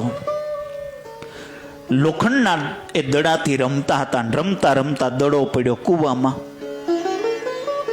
અને કુમારો એ દડાને કૂવામાંથી કાઢવાની મહેનત કરવા લાગ્યા, પણ કાઢી શક્યા નહીં. આ બંનેના રસ્તે આ બીના રસ્તે ચાલ્યા જતા દ્રોણાચાર્ય જોઈ અને કુમારોને કહ્યું, તમે અસ્ત્ર વિદ્યાનો અભ્યાસ કરો છો છતાં કૂવામાંથી દડો કાઢી શકતા નથી. એમ કહીને દ્રોણે મંત્ર ભણીને જે બાણ માર્યું અને તુરત તે બાણ દડાને લઈને પાછું આવ્યું. આ વાતની ભીમને તે ભીષ્મને ખબર પડી. તેથી દ્રોણને ખૂબ દ્રવ્ય આપ્યું અને રાજપુત્રોને અસ્ત્ર વિદ્યા શીખવાડવા દ્રોણાચાર્યને રાખી લીધા. અને પહેલે જ દિવસે અસ્ત્ર વિદ્યા શીખવા આવ્યા ત્યારે દ્રોણે કહ્યું, હું તમને અસ્ત્ર વિદ્યા શીખવું, પણ તમારે મારું કામ કરવું પડશે. હવે આ સાંભળીને સર્વે રાજકુમારો વચ્ચેથી અર્જુન પોતે બોલી ઉઠ્યા, ગુરુદેવ આપ જે આજ્ઞા કરશો તે કાર્ય હું કરી આપીશ. ગુરુદેવ આપ જે કંઈ કહેશો એ પ્રમાણે હું કરીશ. આ સાંભળીને દ્રોણાચાર્ય અર્જુનની ઉપર પ્રસન્ન થઈ અર્જુનને ભેટી પડ્યા. થોડા દિવસો પછી વિદ્યાની પરીક્ષા લેવા દ્રોણે સર્વે વિદ્યાર્થીઓને બોલાવ્યા. એક ઝાડની ડાળી ઉપર કૃત્રિમ પક્ષી મૂક્યું. ત્યારે સર્વે રાજકુમારો એ વિંધવા લાગ્યા, પણ કોઈ તેને વિંધી શક્યા નહીં. અંતે અર્જુન એક જ બાણે એ પંખીનું માથું નીચે પાડ્યું. પછી ગુરુની આજ્ઞાથી અર્જુને રંગભૂમિમાં પોતાની વિદ્યા બતાવવા માંડી. ઘડીકમાં એવું બાણ છોડતો કે ચારેય દિશાએ અગ્નિની જ્વાળાઓ જ દેખાતી. વળી ઘડીક પછી એવું બાણ છોડતા કે મુસળધાર વરસાદ પડવા લાગ્યો. વળી પર્વતાસ્ત્ર છોડી અને મોટો પર્વત ખડો કરી દેખાડતો હતો. અભ્યાસ પૂરો થયો ત્યારે દ્રોણાચાર્ય ગુરુ દક્ષિણામાં રાજકુમારો પાસે માંગ્યો કે દ્રુપદ રાજાને જીતી અને બાંધીને મારી પાસે લાવો તો તમે મોટામાં મોટી ગુરુ દક્ષિણા આપી એમ હું માનીશ. ગુરુની વાત સાંભળીને બધા જ રાજકુમારો યુદ્ધ કરવા ગયા, પણ દ્રુપદને હરાવવો તે કંઈ સહેલું નહોતું. દ્રુપદ મહાન લડવૈયો હતો અને તેને સૈન્ય પણ મોટું હતું. હવે દ્રુપદના સૈન્ય સામો દુર્યોધનના સૈન્યને હરાવ્યું. અને સમય જતા હે રાજન, દુર્યોધનને હારી ગયેલો જોઈને ભીમ તો ગદા લઈને ઉતરી પડ્યા અને દ્રુપદના સૈનિકોને લોથપોથ કરી મૂક્યા. અંતે દ્રુપદ અને અર્જુન વચ્ચે સુમૂલ યુદ્ધ જામી પડ્યું. છેવટે અર્જુન છલાંગ મારી દ્રુપદના રથ ઉપર ચડી ગયા. દ્રુપદને બાંધીને ગુરુની પાસે ઉભો રાખ્યો. પછી ગુરુ દ્રોણે દ્રુપદને કહ્યું કે મહારાજા, આપની પાસે આજે કશું રહ્યું નથી. તમને એવું અભિમાન છે કે રાજાની સાથે જ રાજાની મૈત્રી કરાય, ગરીબની સાથે મૈત્રી ન કરાય. તમારી સાથે મૈત્રી કરવા માટે તમારું અડધું રાજ્ય હું લઉં છું. ગંગાનો દક્ષિણ પ્રદેશનો તમારો અને ઉત્તર પ્રદેશ મારો. આમ કરવાથી તમે અને હું બંને સરખા થઈ જશું ને. હવે તો તમે મારી સાથે ભાઈબંધી કરશો ને. આ સાંભળીને દ્રુપદ નીચે જોઈ અને પૃથ્વી પોતે ખતરવા લાગ્યો. આથી કહેવાનું કે ગરીબ માણસનું પણ અપમાન કરવું નહીં. ગરીબનું અપમાન કરવાથી દ્રુપદ જેવા રાજાની પણ કેવી દશા થઈ જોયું ને. ચાણક્ય વિપ્રનું અપમાન કરવાથી નંદ રાજાઓની પણ આવી દશા થઈ હતી. વિદ્વાને તો ગરીબ માનવો જ નહીં, અને વિદ્વાન પુરુષ પોતાની બુદ્ધિથી મોટા રાજાને પદ ભ્રષ્ટ કરી શકે છે. બુદ્ધિમાનોની સાથે ક્યારેય વેર કરવું નહીં. બુદ્ધિમાનોના હાથ લાંબા હોય, દૂર રહીને પણ તે બીજાને મારી શકે. માન છે તે વેર કરાવનારું છે. શિશુપાલ અભિમાનથી શ્રી કૃષ્ણની સાથે વેર કર્યું હતું, અને શિશુપાલ અને શ્રી કૃષ્ણ આજે પણ મોજૂદ છે. અતિ અભિમાનની શિશુપાલ સમજવા અને નિરઅભિમાની સંતોને શ્રી કૃષ્ણ જેવા જાણવા. શ્રી કૃષ્ણના મિત્ર સુદામા અતિ કંગાળ હતા. ભગવાનને મળવા આવ્યા ત્યારે ભગવાનને સુદામાને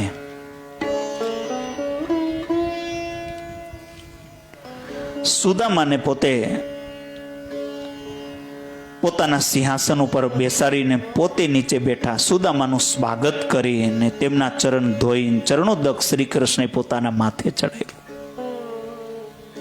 સુદામાની સેવા કરી. ક્યાં ગરીબ સુદામાન, ક્યાં દ્વારકાના રાજા શ્રી કૃષ્ણ, છતાં શ્રી કૃષ્ણએ મિત્રની માફક સુદામાની સેવા કરી. શ્રી કૃષ્ણના જેવું નિરભયમાની થવું એ જ શ્રી કૃષ્ણ જેવી પ્રભુતા મેળવવાનો સહેલો ઉપાય છે.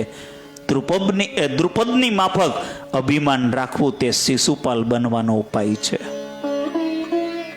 તેથી ભગવાન અને સત્પુરુષોનું અભિમાન દેખ્યું પણ ગમતું નથી, અને તેનું તીર ચાલતું, જેનું તીર ચાલતું હતું તે જોબન પગીને અભિમાન આવ્યું હતું કે મારા જેવો કોઈ નિશાન બાજ નહીં. વડતાલનો જોબન પગીની વાત છે. ગમે તેવું ઝીણું નિશાન હોય તે પણ એક બાણે જ પાડી દેવું. વડતાલમાં ગોમતી કાંઠે આંબા નીચે સ્વામિનારાયણ ભગવાન સભા કરીને બેઠા હતા, જ્ઞાન વાર્તા થઈ રહ્યા, અને જોબન પગીએ સ્વામિનારાયણ ભગવાનને કહ્યું કે મહાપ્રભુ આપ આજ્ઞા કરો તો અમારી નિશાન પાડવાની કળા આપને બતાવીએ. સ્વામિનારાયણ ભગવાનને નિશાન પાડવાની આજ્ઞા આપી, અને તુરત જ જોબન પગી સુંદર પગી અને તખો પગી વગેરે કેળો બાંધીને હાથમાં ધનુષ્ય લઈને ઊભા થયા. તુરત એક આંબાની ટોચે કેરીનું ઝૂંખમું હતું ને તેની ઉપર જોબન પગીએ તીર છોડ્યું, પણ એક હાથ છેટું બાણ ચાલ્યું. સુંદર પગી અને તખા પગીએ વગેરે બાણો છોડ્યા, પણ કોઈ નિશાન પાડી શક્યું નહીં. જોબન પગી તો કોડિયામાં દીવો કરેલો હોય ને તેને માણસના માથે મુકાવીને તે કોડિયામાંથી વાંટને ઉડાડી મૂકે અને કોડિયું પડે નહીં, આવા નિશાનબાજ હતા. છતાં કેરીના ઝુમખા જેવું મોટું લક્ષ પણ વિંધી તો ન શક્યા, પણ એક હાથ જેટલું બાણ છેટે ગયું. તેથી તેલમાં માખી પડે તેવા થઈ ગયા. પછી જુસ્સામાં આવીને હાર્યા, અને જુગારી બમણો રમે ન્યાયે એક પછી એક તીર એ ઝુમખા ઉપર ફેંકવા મળ્યા, પણ એકેય બાણ ઝુમખાને અડેસાનું. સ્વામિનારાયણ ભગવાને સભા વચ્ચે તેનું માન ખંડન કરવા ધાર્યું હતું. તેથી જોબન પગે તો બાણ ફેંકીને પરસેવા રેબ જેબ થઈ ગયા.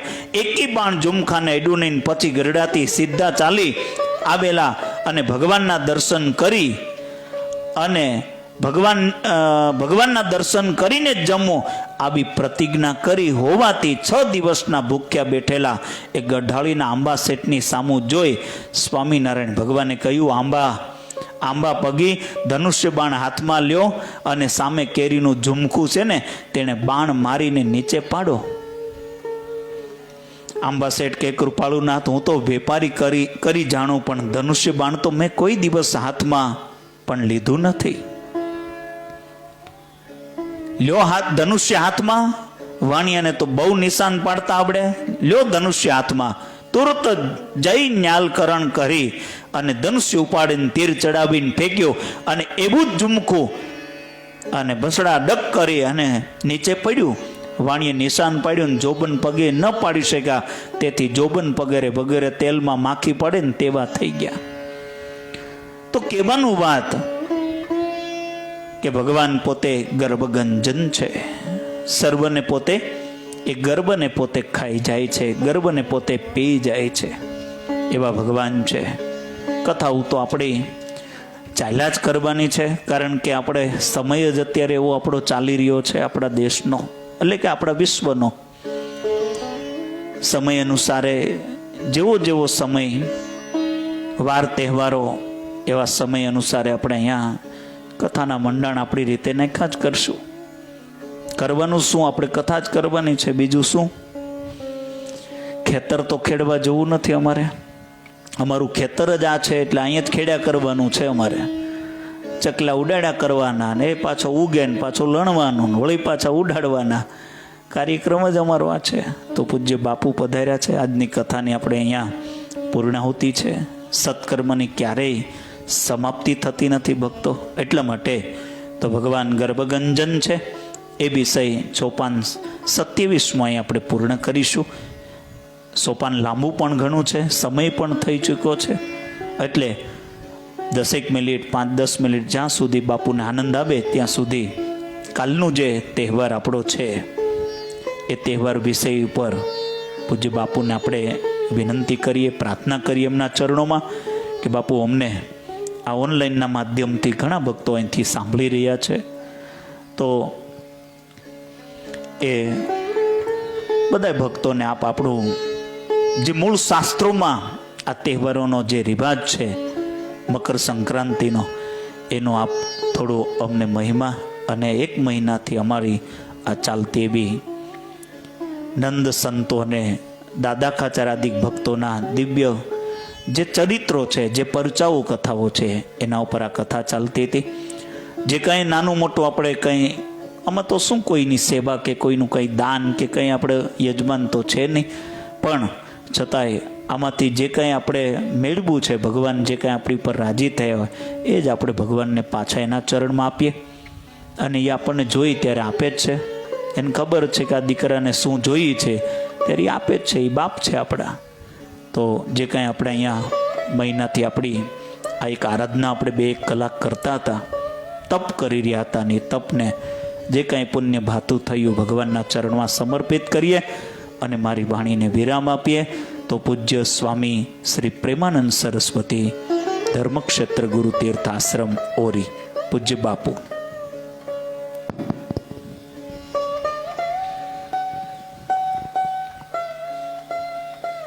હરિ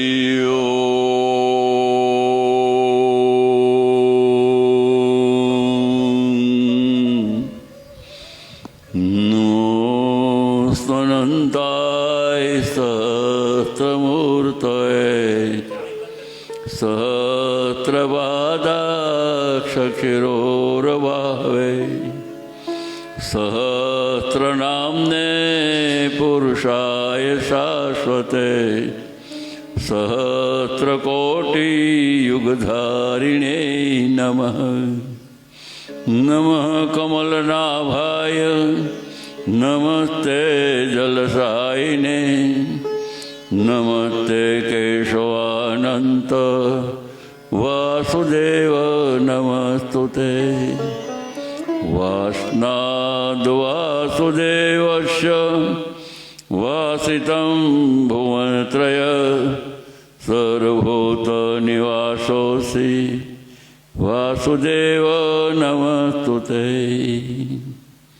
નારાયણં નમસ્કૃત્ય નરં ચૈવ નરોત્તમં દેવીં વ્યાસં તતો જયમુદિત.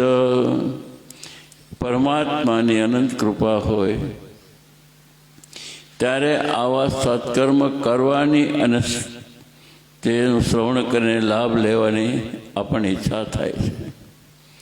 ભગવાન સ્વામિનારાયણની કૃપાથી આ ધર્મક્ષેત્રમાં સ્વામી શ્રી જય સ્વરૂપદાસજી 1 મહિનાથી લગાતાર બરાબર 2 કલાક પોતાના જીવનમાં બધા કાર્યો સ્વયં કરતા છતાં એક ધર્મ ભાવનાથી, સત્સંગની ભાવનાથી, ભગવાન સ્વામિનારાયણનો મહેમાન વધે એવી કલ્પનાથી અને સાંભળનારના હૃદયમાં પ્રભુ વસે એવી ભાવનાથી એક પુરુષાર્થ એટલે જ્ઞાન યજ્ઞ કરી રહ્યા હતા. આજે બરાબર 30 દિવસ થાય છે. આખો ધનુર્માસ એમણે આ કાર્ય પાછળ હર્ષથી, પ્રેમથી, ભાવથી બધાને ધર્મ લાભ આપ્યો છે. જેણે જેણે ધર્મ લાભ લીધો હશે એના કિંચિત ચિત્તમાં એવો ભાવ તો રહેશે કે અમારા મહિનામાં, આ મહિનાની કથામાં અમારા જીવનમાં કંઈક ને કંઈક એવું કોઈ જ્ઞાન, એવી કોઈ સમજણ, એવું કોઈ માર્ગદર્શન જરૂર મળ્યું હશે. આ બધી વાતો માટે તુલસીદાસે એક જ શબ્દ કીધો કે એક ઘડી આધી ઘડી, આધી સે પુનિયાદ, તુલસી સંગત સાધુ કી કટે કોટી અપરાધ. એક ઘડી 24 મિનિટની થાય એમ કે છે. એક ઘડી આધી ઘડી જો કોઈ સંત સાધુનો સંગ થઈ જાય તો ઘણા બધા અપરાધમાંથી આપણે બચી જઈએ છીએ. આપણને સંગ ન મળે સંતનો તો આપણામાં ઘણી બધી અપરાધ ભાવના હોય છે. આ કામ, ક્રોધ, લાભ, મોહ, મદ, અહંકાર આ બધા આપણી અંદર હોય જ છે. જન્મજાન છે, જીવ સાથે સંકળાયેલા છે. પણ જો કોઈને કોઈ આપણા પૂર્વના સત્કર્મનો ઉદય થાય તો આપણને કોઈને કોઈ સંતનો સંગ થાય. સંતનો સંગ થાય એટલે આપણને સત્સંગ પ્રાપ્ત થાય. અને સત્સંગથી આપણામાં ધર્મના બીજનું રોપણ થાય. સમય જતાં તે જ બીજ ઉગે અને આપણને ધર્મલાભ, ધર્મના ફળ પ્રાપ્ત થાય અને આપણા વંશજને પણ તે પ્રાપ્ત થાય. જો આપણામાં ધર્મની ભાવના હોય, ધર્મ બાબત વિચારો હોય, ધર્મનું લક્ષણ હોય, તો એ દ્વારા જે સંતતિ ઉત્પન્ન થાય છે એ સંતતિ પણ ધર્મને જાણનારી, ધર્મને ઈચ્છનારી, ધર્મની ભાવવાળી થાય. તો આ સમાજ જે છે એમાં ધર્મના અભાવને કારણે જે આપણે ઘણા બધા દૂષણો જોઈએ છીએ તે ઓછા થાય. અને આ બધા કામમાં તો આવા વિદ્વાન સંતો પોતાનો સમય આપે, પોતાની ભાવનાથી પોતે જે કંઈ કહી રહ્યા છે એનાથી જે કંઈ બીજારોપણ થઈ રહ્યું છે, આ એમને કહું ને કે આ ખેતી જ અમારી છે, તો આવા સંતો આ ખેતી કરે છે. શેમાં? મનુષ્યના હૃદયમાં, મનુષ્યના મનમાં ખેતી કરે છે, એમાં ખેડાણ કરે છે, એમાં ભગવત કથાના ગુણગાનનું વાવેતર કરે અને એનું ફળ એને તો મળે ને તો એની સંતતિની જરૂર મળે. એના માટે ભગવાનના ખૂબ મોટું ભાગવતના દ્રષ્ટાંત છે કે હિરણ્યકશિપુ જે છે એ ખૂબ જ ક્રોધી, કામી અને ખૂબ જ પ્રકારનો તમોગુણી રાજા હતો. અને એના મનમાં એક કામના જ હતી, કોઈ હિસાબે વિષ્ણુને હરાવવું. વિષ્ણુ હોવા જ ન જોઈએ. શા માટે એને ભગવાન માનવા?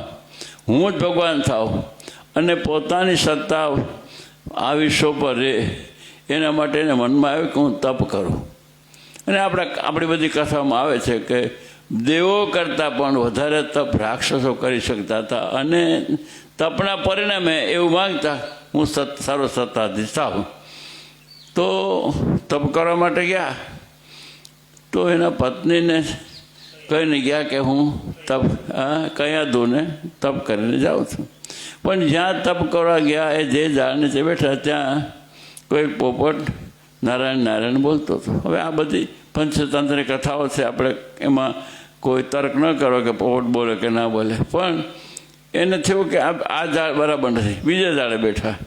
એવું 2-4 ઝાડ નીચે બેઠા, ત્યાં પોપટ ઉડીને આવે અને નારાયણ નારાયણ બોલે. કંટાળી ઘરે પાછા આવ્યા. હું એ કહેવા માગું છું કે સત્કર્મ શું કરાવે છે તે પાછા આવ્યા.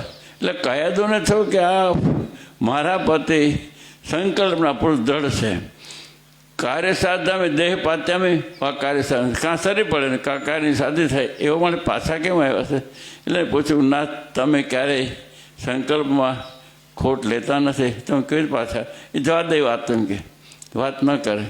પણ સરસ મજાનું ભોજન બનાવ્યું, ભોજન પીરશું, ભોજન કરાવતા કરતા પતિ તમે કહો ને તમે કેમ પાછા? તો કંઈ વાત કરી.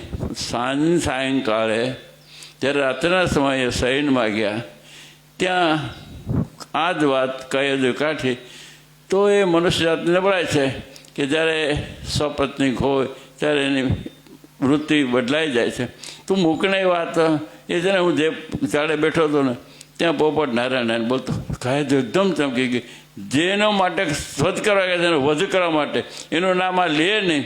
તો ના એવું થોડો પોપટ થોડો નાના બોલે. ના તને શું સાચું કહું છું, એક કુણી લાગણીના સમયમાં એને વારે વારે નારાયણ નારાયણ કીધું. પરિણામે એ દરમિયાન જ એના ગર્ભમાં એને ગર્ભ રહ્યો અને એ ગર્ભે આપણા પ્રહલાદજી. તું આ વાત એટલે કહું છું કે ક્યારે ક્યારે જાણતા અજાણતા આપણે કોઈ સંતના મુખથી પ્રભુના ગુણગાન સાંભળીએ, પ્રભુના ગુણગાનનું ચિંતન થાય અને એનું જે આપણા કાન દ્વારા આપણા હૃદયમાં, આપણા ચિત્તમાં વાવેતર થઈ જાય તો આપણને તો આપણી સંતને કામ જરૂર લાગે છે, ઉગે છે, એમાં કોઈ શક નથી. આ કોઈ તારીખ વાત નથી, શ્રદ્ધાનો વિષય છે. એમાં 100% પરિણામ આવે છે.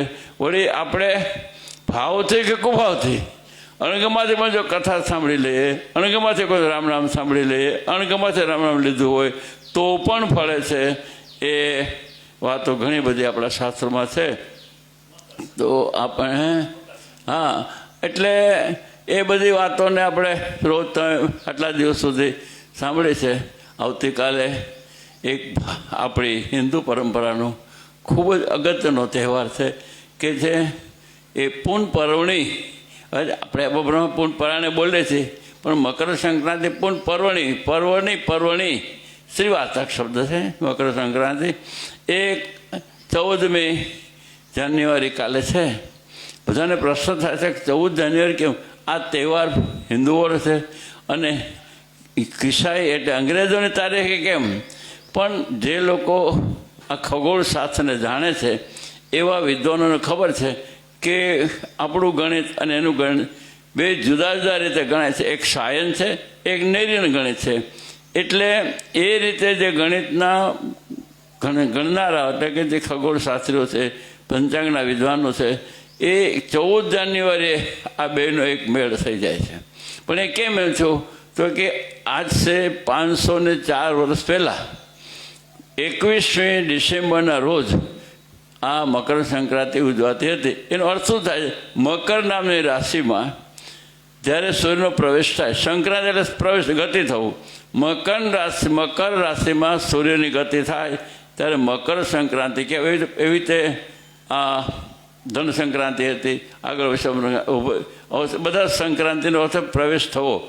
તો એક કાળ હતો જ્યારે સૂર્યનારાયણ દક્ષિણમાંથી ઉત્તર તરફ ઢળતા થાય. આ ઢળતા શબ્દ બોલવો પડે છે, ન તો સૂર્ય ઢળે છે ન પૃથ્વી ઢળે છે, પણ પૃથ્વીનું જે ઉત્તર બિંદુ છે એ બિંદુ હંમેશા ધ્રુવ તરફ રહે છે અને ધ્રુવ તરફ રાખીને જ એ સૂર્ય પ્રદક્ષિણા કરે છે. એટલે તમે ઘરમાં પ્રયોગ કરશો, કોઈ મોસમમાં એક ટાંચણી નાખી, એક સોય નાખી અને પછી વચ્ચે દીવો પેટાવી એને ત્યારે બધું ફેરવશો તો તમે થશે કે ઘણીક વાર એ ચાંચણી સૂર્યની તરફ રહે છે અને અડધું ભરે ત્યારે ચાંચણી સૂર્ય વિરુદ્ધ ગમ જાય છે. તો જે ભાગ સૂર્ય સામે જાય ત્યાં તાપ પડે.